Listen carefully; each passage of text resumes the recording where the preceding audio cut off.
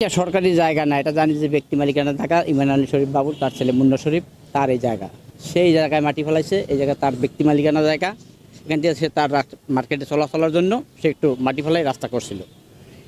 হঠাৎ করে দেখতেছি যে সিটি কর্পোরেশন আইসা এই জায়গাটা রাস্তা করতেছে, কিন্তু ব্যক্তি মালিকানা জায়গায় সরকার চাইলে জায়গা নিতেই পারে, কিন্তু সেটা তো একটা প্রসেস আছে, প্রসেস অনুযায়ী জায়গাটা নেবে, আমরা যেটা জানি। কিন্তু সেই প্রসেস ছাড়াই তারা এটা এসে করতেছে, কোনো অধিগ্রহণ ছাড়াই।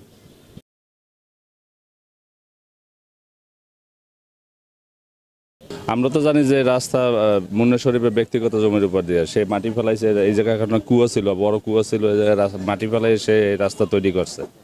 এখন কি হচ্ছে? এখন তো দেখতেছি যে সরকারিভাবে জমির উপর দিয়ে রাস্তা যাইতেছে। এই যে মার্কেট, এটা আমার বড় ভাই ইস্তেফুজুর রহমান মুন্নার, তিনি একজন সৌদি প্রবাসী, তার খরিদকৃত সম্পত্তি।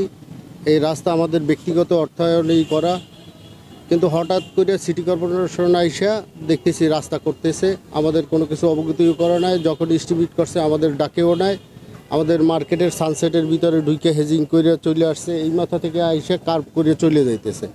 সামনে যে সম্পত্তি দেখতেছেন, এই সম্পত্তি জেলা পরিষদের যে জায়গা, এটা সরকার নিলে নিতে পারে, কিন্তু সরকার নিচ্ছে না। কেন নিচ্ছে না আমরা জানি না। 3-4 দিন ভাঙতে এসেও এটা ভাঙে নেয়।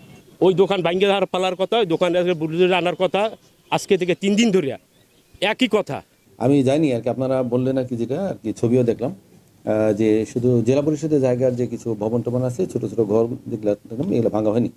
আমরা দেখি আমি আবার এক্সচেঞ্জ সহ আমার যে তত্ত্বাবধায়ক পরিষদ তাকে সহ আপনাদের ইয়ের প্রেক্ষিতে আমি আবার যাবো। এই বিষয়টা দেখবো, দেখার পরে দেখি যেটা সবার জন্য মঙ্গলজনক আমি সেদিকে দেবো এবং আপনাদের সাথে পরামর্শ করবো।